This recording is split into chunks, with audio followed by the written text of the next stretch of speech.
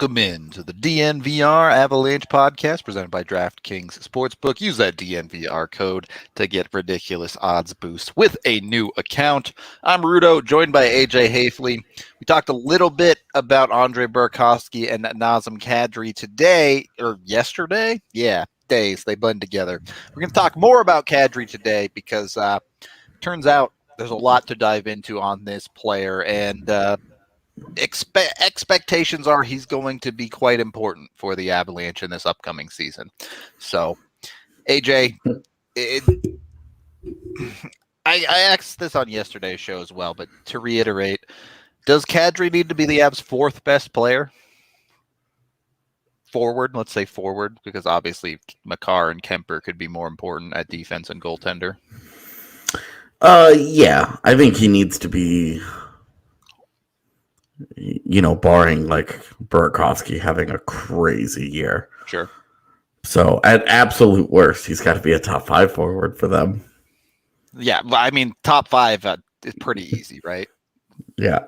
Hard to, I mean, I guess maybe there's the universe where Berkey and Newhook both go to the moon, but yeah, that's probably a pretty good one to live in.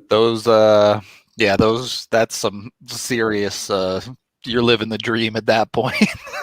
So the reality is Kadri is extremely important to this hockey team, arguably significantly more important than last year, even when it comes to the fact that the Avs aren't going to have the top 6 scoring depth, certainly, and maybe the forward depth in general. So they're going to need more out of him. I mean, they lose Brandon Saad. They lose 20 goals. Gone. They lose Joonas Donskoi, who was, I think scored more goals last season. High in goals, yeah. Yeah. It was like 17 of them. Those are gone. Yep. Just right off the top. You just lost right about 40 goals. Darren Helm gonna not replace very much of that.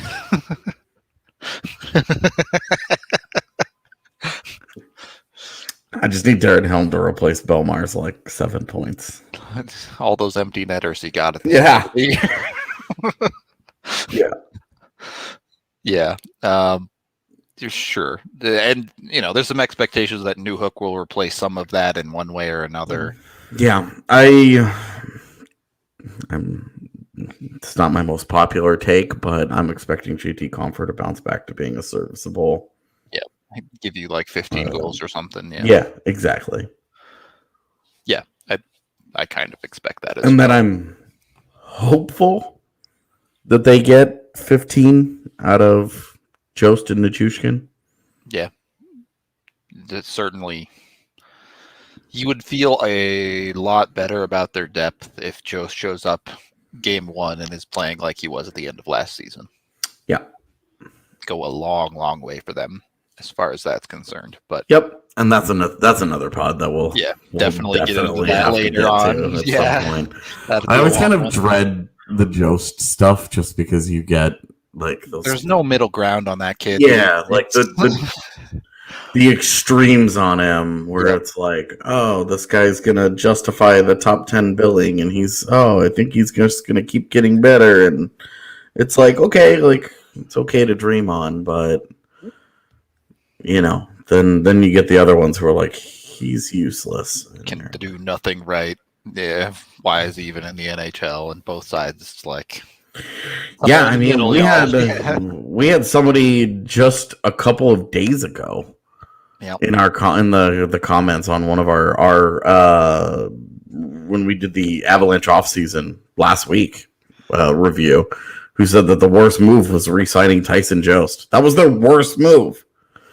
Definitely not. Yeah, it's always just the extremes with that conversation, and kind of Kadri's kind of put himself there too, because I mean we had people in our chat that people who are against Kadri on this team. Well, and they need to expose Kadri in the XD in the expansion draft, and they would have absolutely lost him. Yeah, without a doubt. The fact that they took Donskoi, like without a doubt, would have lost him, because go and look at Seattle centers. Would he be Seattle's 1C? Yes, he should be. Yeah. I'd have him 1C over Gord. I guess they'd maybe split time there, and whoever works better would do it. But yeah, he would have been a steal for Seattle to take Kadri. There's no doubt about that. But and part of the reason we bring up Jost is because realistically, that's what you're looking at as the next guy in line for 2C at the start of this season. Yeah, it's either Jost or Comfer, whichever one they want to. And given what we saw with Jost last year, where Jost did move up when McKinnon was hurt and existed on that line. There was some production there. Like it wasn't like he moved up and disappeared. But then in doing that against bad teams, whatever. That's all good and well. The real indicator that Jost couldn't handle that job was in the Vegas series. And that's a tough job. Like you go from, can he handle playing up against LA and Anaheim, where it's like, okay, he did okay in that job. All right, well, he can handle it against bad NHL teams, to one of the very best NHL teams that kicked the shit out of him. Just frankly speaking, Tyson Jost drowned in that. Pick any number you want. It didn't look good. Yeah, it was he was just overmatched. Yeah, and that's just the reality of the situation.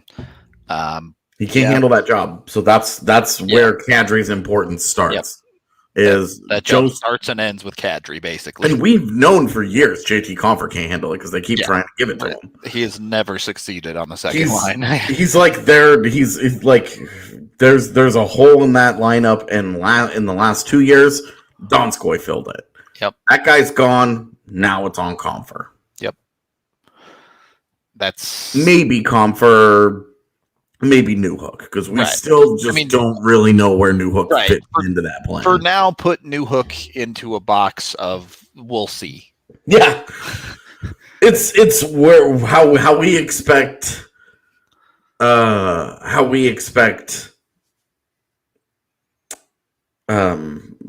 to get used could easily be the same usage that Newhook gets. Yeah, definitely. Where a top 6 wing job, if a center spot opens up, maybe he slides into that if he's playing well. You could easily envision Newhook in that exact role, but actually doing well with it.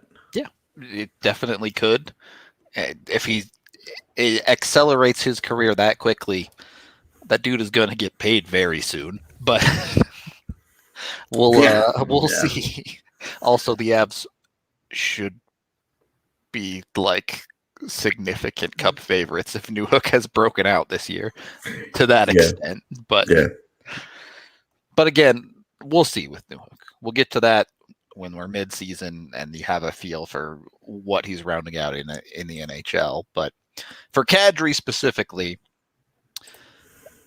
the Avs, we touched on this a little bit yesterday. The Avs need more consistency out of him.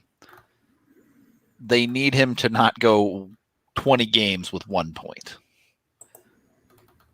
But it was 20 games with 1 goal.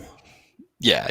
And that's where Kadri. We've talked about Kadri. He's a scorer. He's always been a scorer. Yeah, last year it was frustrating because it felt like he was trying to force the breakthrough. Yep. To get him through the tough stretch, and it felt like he was doing that at the expense of his line mates. He wasn't ever passing to them, and we've talked in the past, he's a selfish center as it is. Yep. He's a shoot first guy. There's always going to be some of that in his game. Yeah, that element exists, but last year it was to a degree that was frustrating.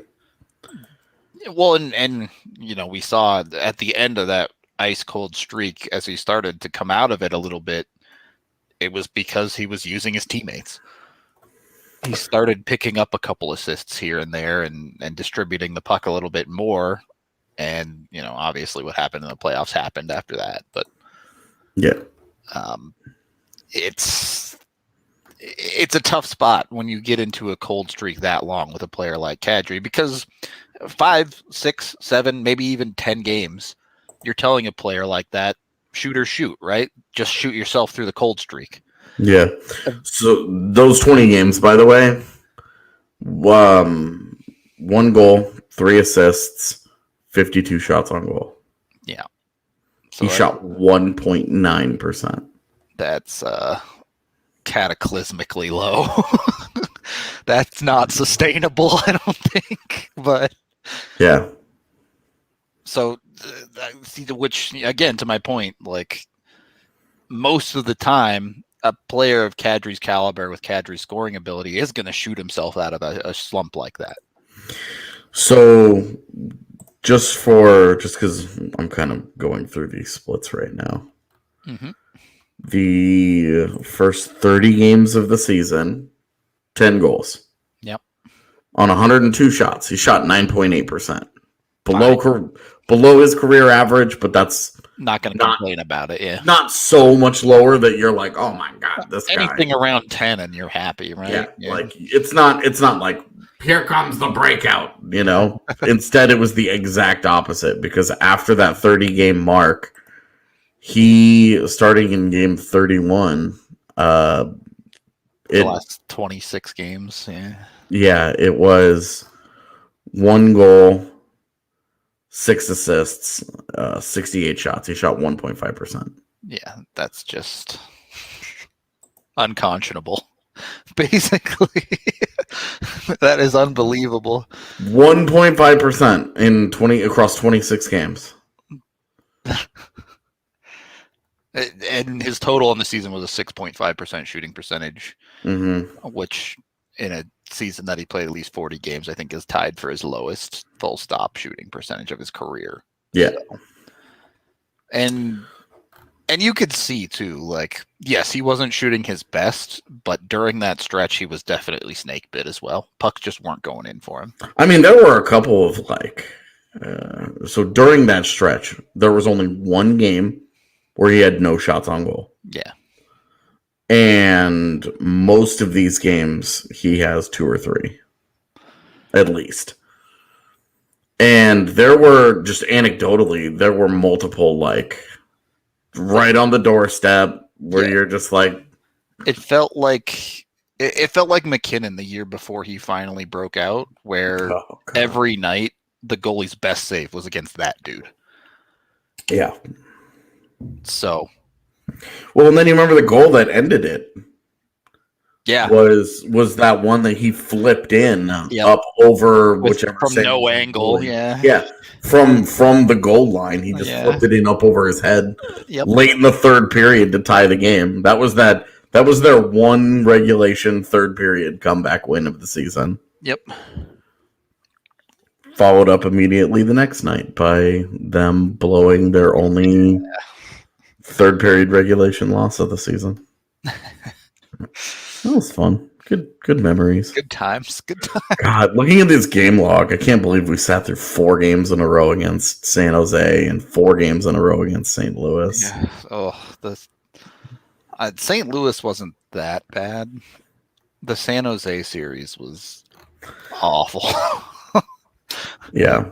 The St. Louis one sucked because that was their second COVID pause. Yeah. And so they came back out of that with more guys with COVID, and it was just like... They're icing half an NHL team, basically. Brad, to answer Brad's question, he had multiple 6-shot games this season. I think that was A-Wolf's question, but... Oh, sorry. Yes. Oh, yeah. Yeah. They have icons that look similar enough that in passing, I just... Right over my head. My bad. Dude, the icons are small. It's hard to see them like at all. Yeah. That's on me. Sorry. It doesn't matter. Yeah. Anyway, he had multiple 6-shot games this season. During that goalless stretch, he did not have one, but he did have a couple of 5-shot games. So. And I remember that game he had 10 shots. He scored twice. Yeah.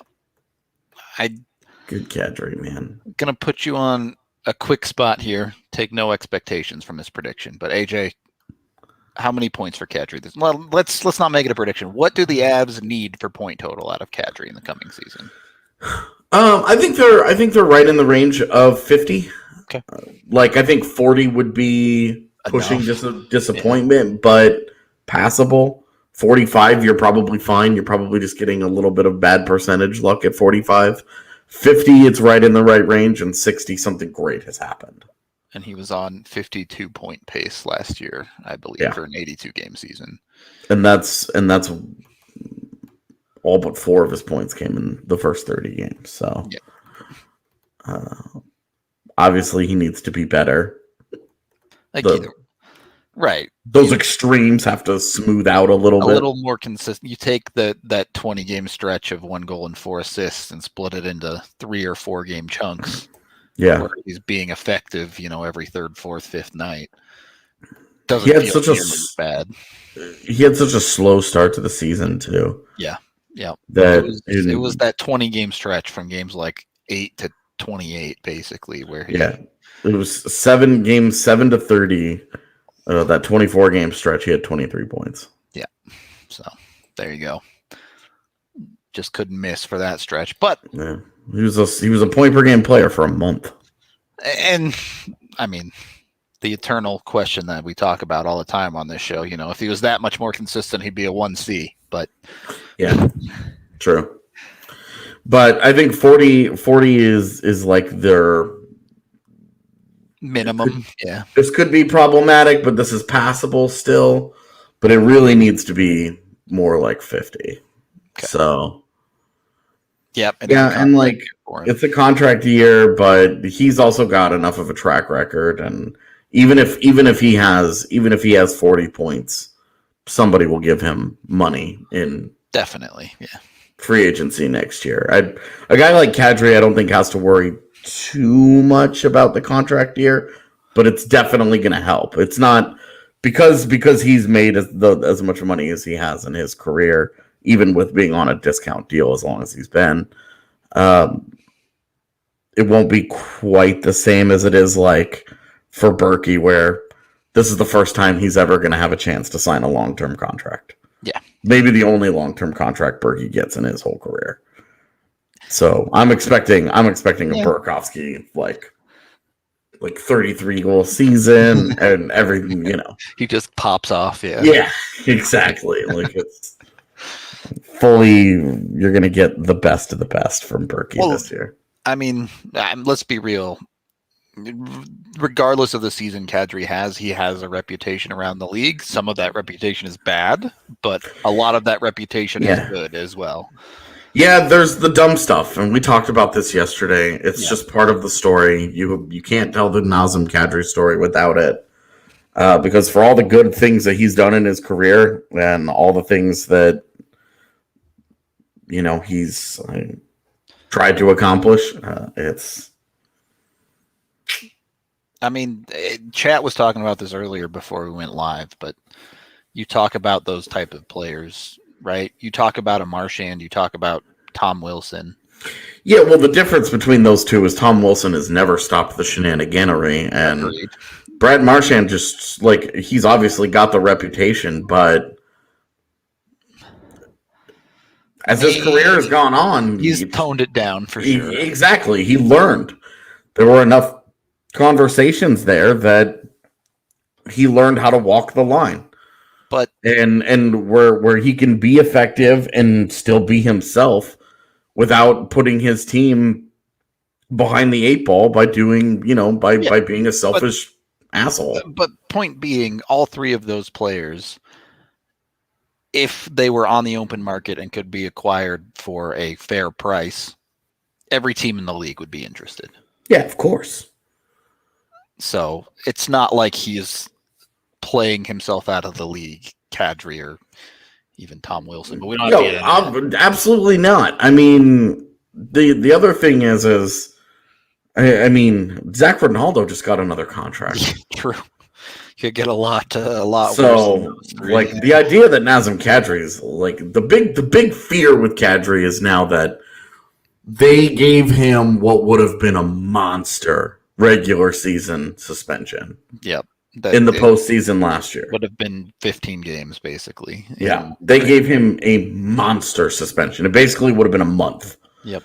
And now he's in everybody's crosshairs. If he breathes on a dude wrong, yeah. Despite the fact that his suspensions have been in line with only his history and not the history of the other suspensions going on around him. Where you see players get 1 game for vicious hits in the same playoffs. Yeah, exactly. Where his was super out of line. His suspension was super out of line with the rest of the suspensions. His suspensions are in line with his own personal history. Yep. And that's where they're going to go off of indefinitely, apparently. Yeah, apparently he's just in his own little world of punishment here. On an island of punishment. So they're going to have to worry about that. That's and it's Kadri's responsibility. He can't hurt his team again like that. He just can't. Can't give him a reason to suspend him. It's 3 times now in postseasons that he has had a playoff ending suspension where he finished the season not on the ice helping his team. Yep. And it would have been a fascinating story to see him come back in Game 7. Yeah, I wanted to see it, man. I was so convinced that it was going to happen, and that it was going to be the Kadri game. Yeah, it was going to be. It was going to be like a 5-point night. Like he was just going to go ham. Not the world we live in, unfortunately. The world we live in has Breckenridge Brewery, so you can drink instead of thinking about the Avs getting eliminated from the playoffs. So hit them up. Of course, you can get the bars on tap, the beers on tap at the bar. But check your local liquor store for the Good Company hard seltzer. Super delicious stuff. I love their green apple flavor. It tastes like a Jolly Rancher to me, which is a good thing. Absolutely delicious. Wait, I need to plug real quick. Go. I'm not saying that this is smart or healthy, but I put actual green Jolly Ranchers in the green apple hard seltzers last year, and it was incredible. So plugging that for the audience to try. There you go. Jolly Ranchers and Good Company hard seltzer. It's a match made in heaven. Get your Breck Brew now and check their Breck Beer Locator online at their website. And if you need a little extra beer money, hit up the Ball Corporation because they are hiring for their plant in Golden right now.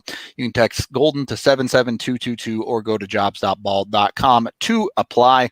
They're a great company. They pay a living wage. They treat their employees very well and have a bunch of opportunities, including if you are missing some holes in your resume and stuff, they will pay for courses to get you up to speed in the field. So just apply, see what you can do. If you need a new job, or if you're just looking to fill out your resume a little bit like that as well, they can help you while working for them. So check them out.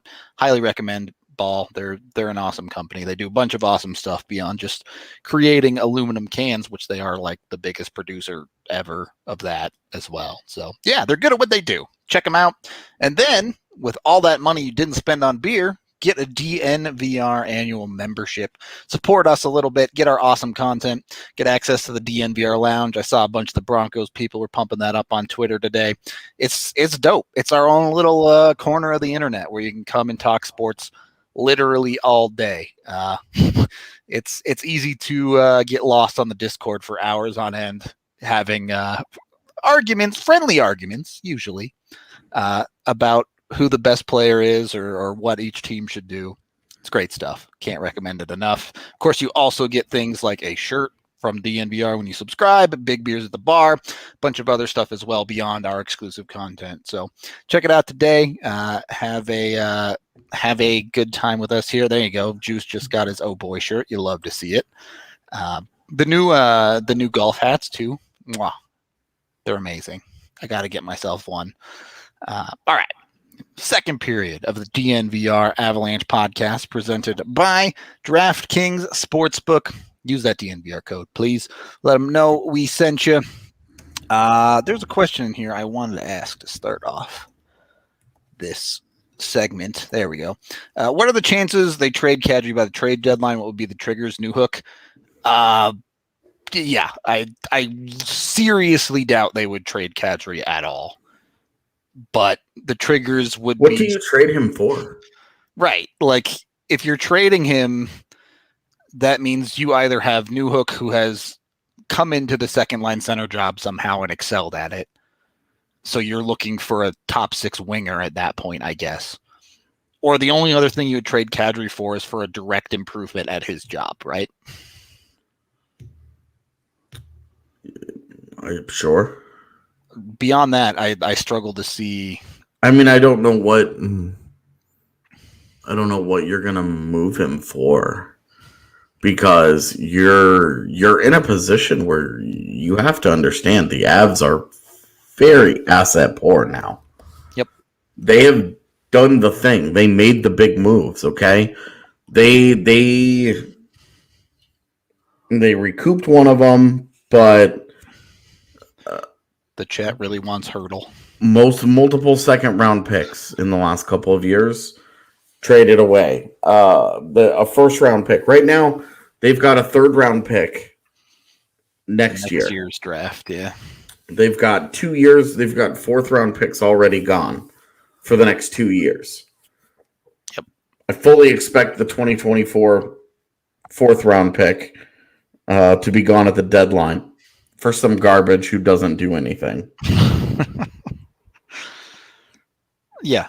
It's and then prospect wise, unless it's like a Count or a Bowers, then what are you going to dig into? You're going to get rid of the Sampo Rantas. It's your cupboards get thin real fast, right? Like if you're doing, if you're moving Kadri. Yeah, if you're moving him for Hurdle, you're adding to that.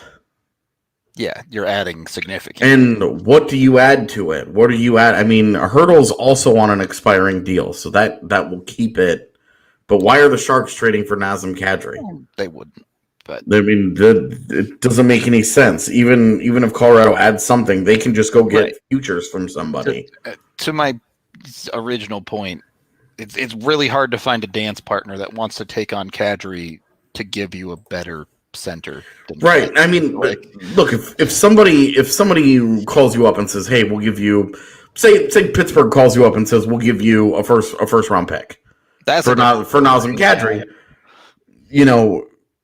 You're intrigued by it, but in only if Newhook is right. Bam, taking that job. At the end also, of the day, that Tyson Jost is legit as your 3C, because you will know by that point. If you're comfortable giving away the 2C job to Newhook, then you also know what has happened with Jost at 3C. And if you're comfortable with all of those things, then maybe you take that first round pick offer. But even then you're getting worse. You're trying to win a Stanley Cup. Right. The Avs are, their window is as open as it's going to get. Yeah. So trading for futures right now is not super sensical. Right. It would have made the Ryan Graves deal is how you trade for futures. Yep. You take a position of strength where you've got a little bit of excess that's of value that other teams other teams want. And then you move it and you go and you get a pick. That is not the case with Nazem Kadri. I don't see any reasonable look. If Nathan McKinnon blows out his knee and he's your 1C and you're going to miss the postseason this year, and because you've just had a disaster of a season, then you just start. Then you're selling. You're going crazy. You're like, yeah, sure, Kadri for whatever we can get him for, right? Deranged scenarios at that. Yeah, point. if and there is, I don't want to discount this possibility. They should easily make the postseason. Blah blah blah. But if a true disaster of a season happens, like one of those seasons where you're just what do you even do about this? Then sure. But otherwise I just don't see a conversation where it's even realistic. Yes, everybody touch wood. I don't think it's realistic to trade Kadri either. Yes, he's an expiring contract, but one, as we talked a little bit on yesterday's show, it's totally reasonable that the Avs could bring him back. Yeah. And 2, if you win a cup, who cares? He comes, he goes, doesn't matter. Got cup. Anyway, we've been ranting enough. We do have some numbers and data to dig into on this show. I did want to get into the advanced analytics here a little bit. Who is Nazem Kadri as a player these days? Yeah, because I think it's interesting because there's a lot of people who are like, he's not even a serviceable player anymore. Get rid of him. He's not worth his salary. And blah, blah, blah, blah, blah, blah, blah. And like his play last year at times was absolutely problematic. Yep. It just was, man. Like some of that selfishness where he was like, okay, we're rolling in. We've got numbers. It's 3-on-2. I've got the puck. I have 2 teammates with me. There are 2 defenders. Slow coming back on the forwards are slow coming back. This is a great situation. Let's try and make something happen. And he just throws the puck on net lazily, and the goalie catches it, and he stops play. And you're just like, all right, it's not the worst play in the world. I'm more okay with that than when it's that type of situation, and instead of making any attempt to use his teammates, he tries to walk a dude, and it's a turnover going the other way. But my frustration is when he tries, when it's multiple players. Yeah, look, you're gonna make a move on one guy, okay, but when you get through one guy and then you're like, oh, let's try and put their whole team on a highlight reel. And it's just, and then it's a turnover a little bit, yeah. And now because you had numbers and you turned it over high in the zone, now they have numbers and you're in a bad spot. Yeah, and you're feeling bad about life. And we saw a lot of that with him last year. The reason why I brought up the walking into the zone and just throwing pucks on net, shot selection last year, no rhyme or reason to it. It was everything. If he had the puck and he was in the offensive zone, he shot it. Pretty sure that's this one. So we've got it, and look at that. Like, yes, there's a lot of shots from in close. There's a lot of shots from everywhere, though. What everything like south of the circles? What is going on there? Big fan of the 2 shots outside of the blue line. Like. Cool. I mean, that's fine. Though those are outliers, obviously. Those things happen. Yeah, it's no big deal. I do think it's interesting though that even on the right side of the ice, like he's playing center, so he's drifting around a little bit. But is a little bit of this a product of the Avs system, and they're like how they absolutely fell in love with that McKinnon play? I don't think so, because none of the other lines really ran it effectively. I know. That's my point. They would kind of try it, but not really. And it wasn't like McKinnon does it all the time. Right. The rest of these lines, it might happen. Like they might like tinker with it. McKinnon has the ability to make it work somehow also. Yeah, and if you look around the league, other guys have started trying to do it, and it just doesn't. Yeah, it is a uniquely McKinnon thing that it's had success. I don't get it, but whatever. He's got a great wrist shot. He knows how to put it in a certain spot where a goalie can't see it, and that helps him there. But point is, he shoots from everywhere. And I want to throw up his quick overview of last year before we get into the specifics, because they're not great. It's actually a little discouraging that he is on the negatives. He's on the wrong side of both of them, both offense and defense. Can we throw the first one back up there a little bit longer? Yeah. So negative, had these been switched, you'd feel good about it. Yep. Negative 3% on offense and plus 3% on defense. You want those to be switched, but neither one of them is significantly detrimental. Yeah, right. Is so deep into the it being on the wrong side that you're super concerned about it. It is a mild concern though, because he's not driving play, and defensively he's not holding up his end, and he needs to be better there. You also see plus 12% penalties taken. We know that that's a problem. Yeah, that's unfortunately, I think that's a problem that you're just going to have to live with Kadri. That's a problem that's been here to stay his entire career. The minors are not going to go away. So yeah, that's a bummer. But the rest of this is he also does draw a lot of penalties, as we see on there. So when we start to break, like, this is the general overview, but when we start to actually break into the specifics of things, if you look at him offensively, if you look at how the Avs are with him on the ice and off the ice, it's a lot more encouraging to see what's actually happening with him out there in an isolated impact.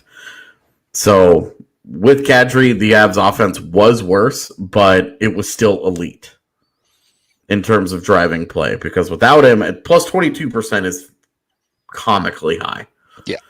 And plus 16% with him on the ice, it's not as good, but it's still very good relative to other centers and other guys in the league. It's very... I mean, there's a lot to like there. It represents Kadri extremely well. Look at the heat zones and left circle and in. Yep. And like we saw with the shot location, those other, on the point and kind of in the middle of the ice. Yeah. For some reason, that like top right on the goal line, I don't know what that's all about. That's weird. But you really like, for the most part, that it's right in front of the goal and right on his forehand side. Yep. In a shooter's dream. So that's really encouraging. If we pull up the defense wowies, without Kadri, the negative 26% just enhances, like, again, the Avs defensively last year were ridiculous. Comically dominant in a bad division. Yeah. And then with Kadri on the ice, again, worse with Kadri on the ice, but still better than you'll see from a lot of guys. Nothing egregious there. That's a whole lot of red coming from the point, which you'll take. Yep. That's where the big concern is they're shooting from the point. Your goaltender's going to take that. He's not going to mind that at all. Yep. I did not do any of the special teams, because penalty kill, he was irrelevant. He played 3 minutes of PK time. Play PK. The number was super funny. It was like negative 76%. So you just imagine he's just jumping onto the ice at the very end of PKs, and the puck's never in that zone. So that's how that happened. He was weirdly used on the power play too. Like, they put him in the bumper spot at random, but his power play numbers were elite. Yeah, I know, but when you play on a power play with McKinnon and Rantanen, that helps. Yeah, and he got replaced by Donskoi in the second half of the season because Donskoi couldn't miss and Kadri couldn't finish, so it made sense. They also really wanted that right shot. But they, just looking at those underlying, they should go back to Kadri in that spot. Well, I don't have Donskoi anymore.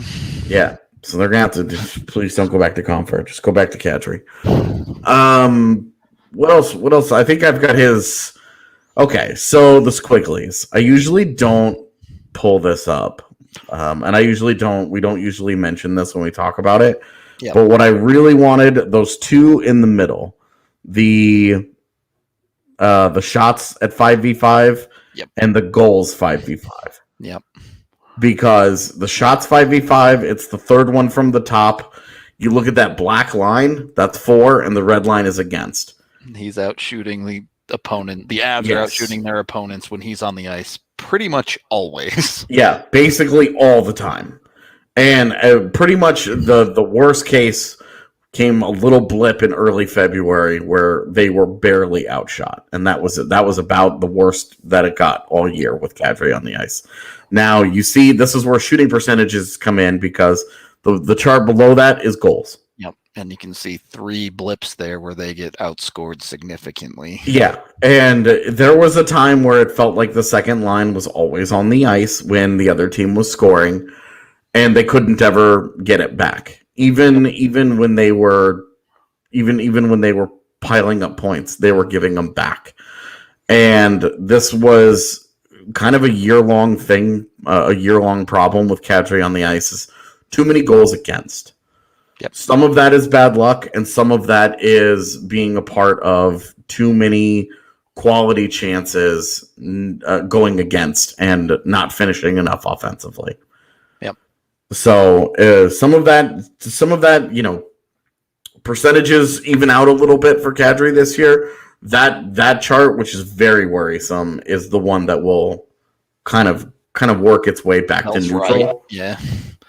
For sure. And hopefully goes the opposite direction and looks like the shots do, where it's like the shots are great. You love that. Yeah. I mean, yeah, when the floor is even with the other team, that's real good. Yeah, absolutely. So, and then you can just see last year, what was Kadri's biggest problem? It was finishing. Yep. That was it. It's not even close. His finishing is by far is his biggest problem, to be honest. The defense wasn't great, but he's not a great defensive center. He never has been. That's not really what he does. That's why they have a guy like Tyson Jost who is working his way into being a defensive stopper as a 3C to try and help manage that a little bit.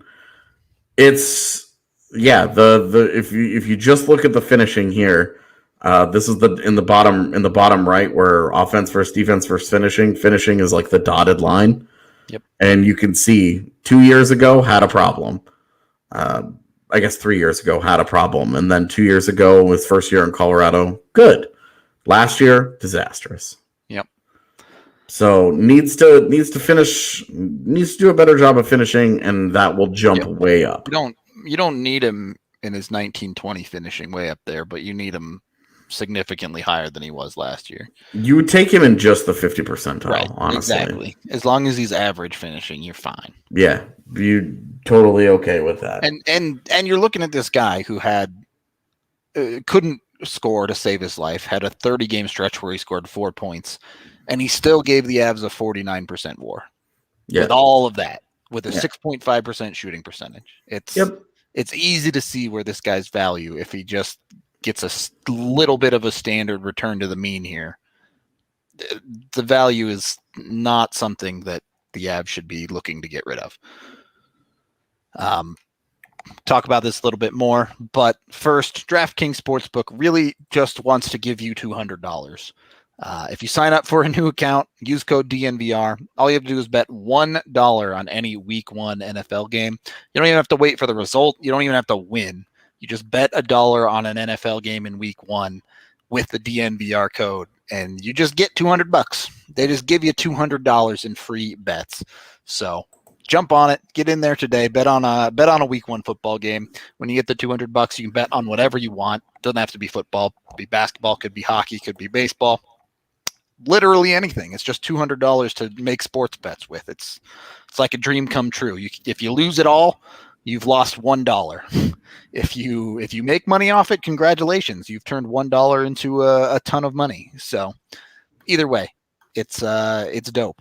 Go check them out. Of course, they can bet on ridiculous things too. If you want to bet your $200 on the next table tennis event in Russia, go nuts. Go ham. Maybe you have an inside man on something like that. Maybe you want to get put in Kespa jail and have the inside on the GSL and someone throwing a game. I don't know.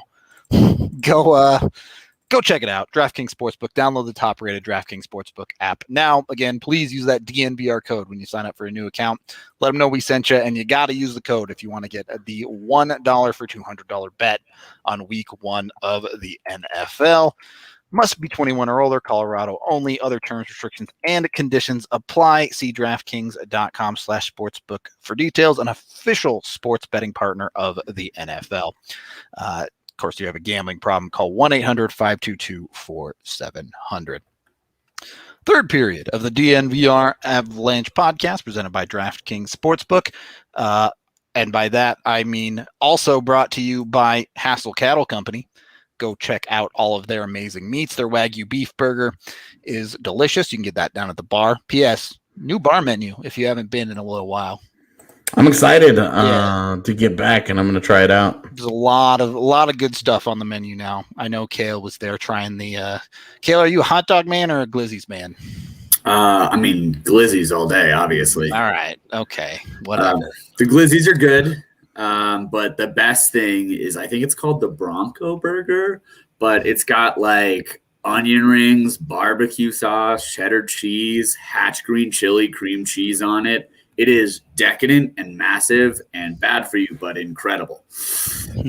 I can't. So that sounds great on paper, but I don't like burgers with tons of stuff on it because it just falls apart while I eat it. Eat it one piece at a time anyway. Well, and that's why is because stuff just falls apart. Like I love like an egg on my burger and it gets all runny and like in theory it's great, but it's just like it all just gets everywhere, and I'm just like, come on. Either way, check out Haefel Cattle Company. Use code DNVR10 to get 10% off your order with them. If you want to get the munchies before you eat, you can hit up Solace Meds as well. Use code DNVR20 there to get 20% off your order. You can order online, solacemeds.com for pickup, or you can go in-store. They have various discounts in-store ranging from 15 to 25% off. And the Wheat Ridge location will give you a free King Cone or Solace bar when you come in and buy anything. So jump on it. Go get your cannabis needs from them. You'll be set to go to eat a glizzy. It's a hot dog. I can't call it a glizzy. I can't do it. Anyway, It's such a stupid name for a hot dog. Getting back to Kadri, the Avs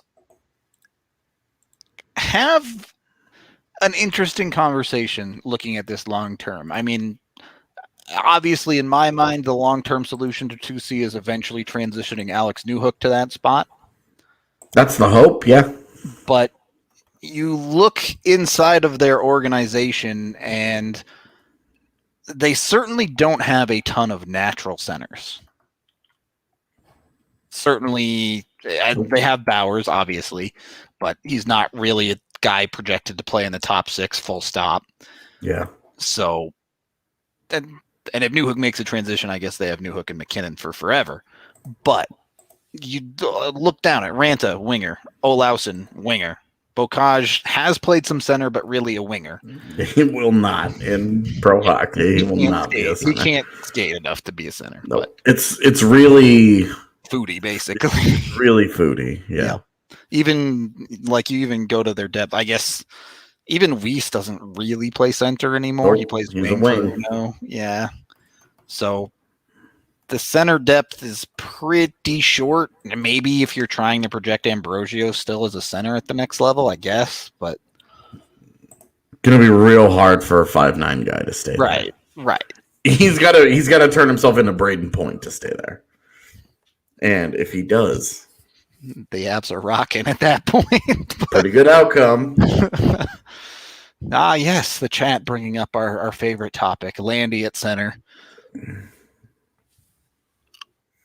And moving on. Okay. So point being, there is some sense to the organization wanting to keep Kadri around, even if Newhook pans out faster than expected. Mm-hmm. Because who knows when their next center will be ready to do things. Mm-hmm. He's only 19. You have to remember that kid's still a teenager. Who knows when he's going to be ready for the NHL? Next year. You think? Mm-hmm. Just YOLO ready, and the Avs don't need Kadri anymore if Newhook's ready too? Mm-hmm. Okay. You sound super confident in that. But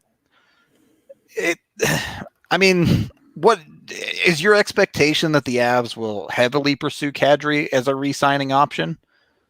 Or is it just kind of a play it by ear situation? Play it by ear. Yeah. Okay, so as important as he may be to the team this year, the future is always cloudy, I suppose. Yeah.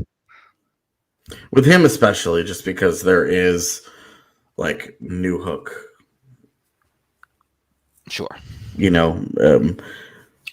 It's not hard to envision a McKinnon New Hook foodie 1 through 3 where you're just like, holy shit, this skating just kills teams. Yep. And, I don't know where Jost is in that situation. I don't, Right. Whatever. Cross that bridge when you get there. Yeah. I'm just saying it's not hard to envision like things kind of breaking that way.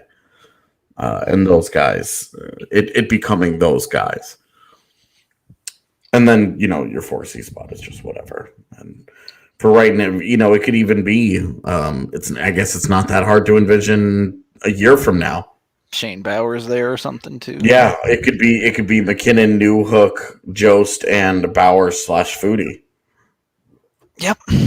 Like your oldest center would be McKinnon at 26. That's wild. Yeah, could be interesting, right? And again, you have a lot of good skating. You have a lot of talent there. Yep. You feel pretty good about it. So there's not a lot there, and it's definitely why they need Kadri to stay healthy now. But we'll see.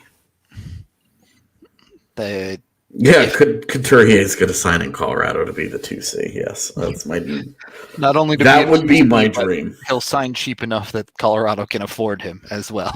Yeah, that guy, he can give him whatever he wants to be this 2C. The Avs can't afford to give him whatever he wants. No, they can figure it out. Get rid of all the bums. It doesn't matter.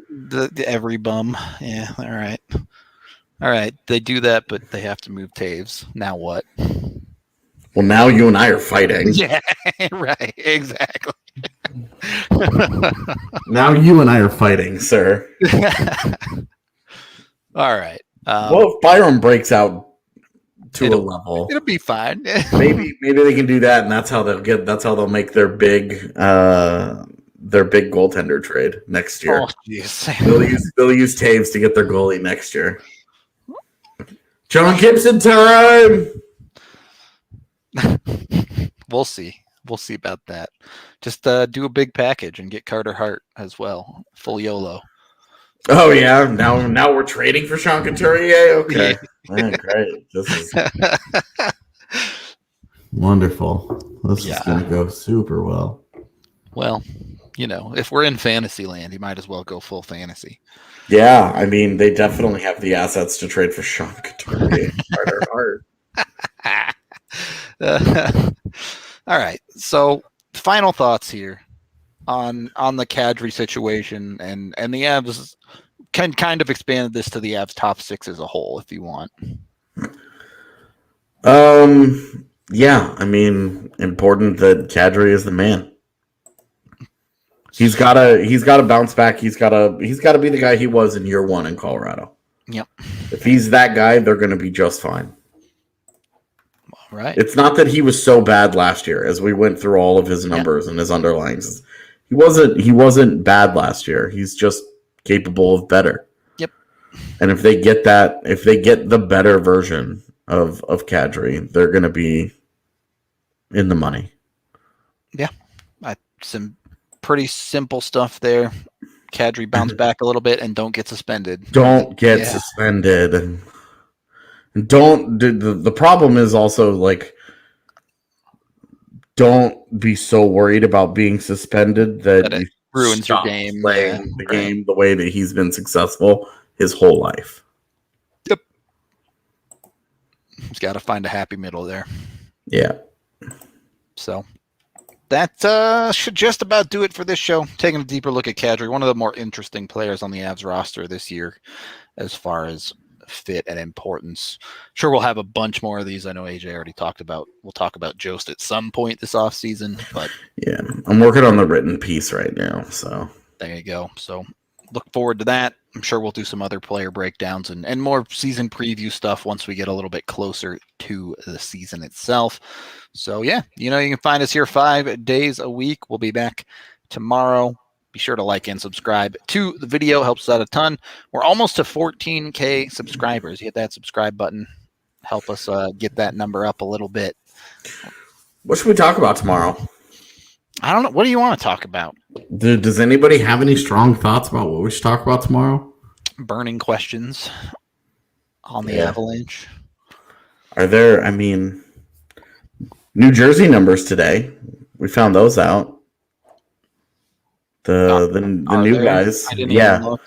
So it's basically the new guys taking old guys' numbers. So Maltsev is now 11. Right. Okay, that's Gilbert.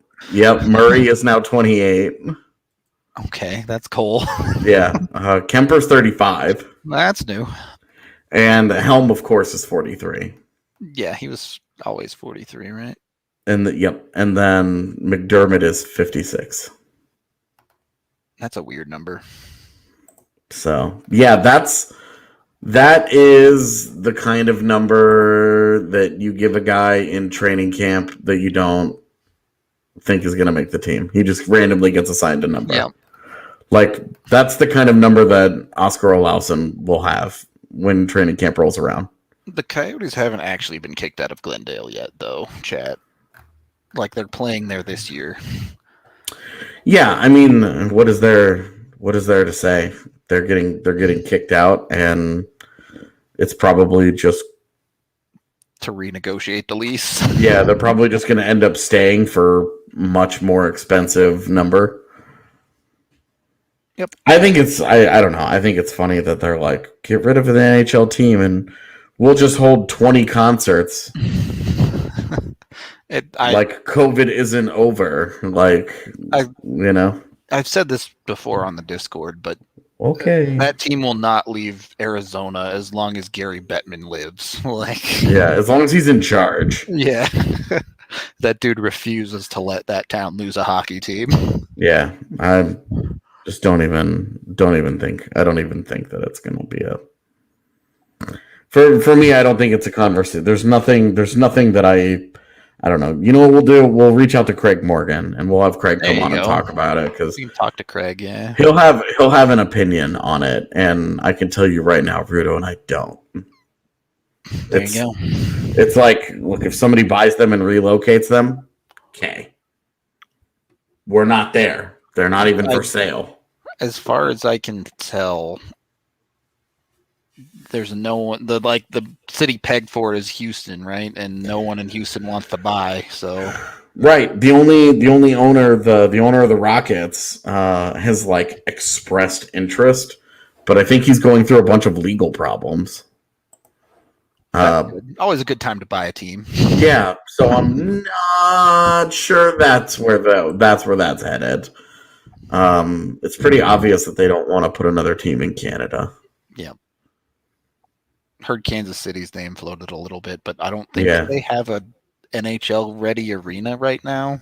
Yeah, you get Kansas City or Portland are put one places. In Portland right after you put one in Seattle, and then, right? Milwaukee is another place. Yeah, Milwaukee is actually an interesting one to me, but anyway. We're sidetracked as hell here, and we got to get out of here. So yeah, you guys wanted us to talk about it. We just did. Bam. What else do we need to talk about? If you have some real burning questions, hit us with a DM on the Avs account on Twitter or my account. That's what we should do tomorrow. We should just answer questions. We could do that. We can just throw a Twitter question. Mailbag pod, always good. There you go. Yeah. The producer has made it so. So we'll probably throw a tweet out if you see that. Put a team in Buffalo is hilarious. Got him. Well played, sir. Well played. Learn your lesson from the last team there, and don't put a team there. I think might be the answer. But anyway, thank you all. We'll be back tomorrow answering questions. Until then, we'll talk to y'all later.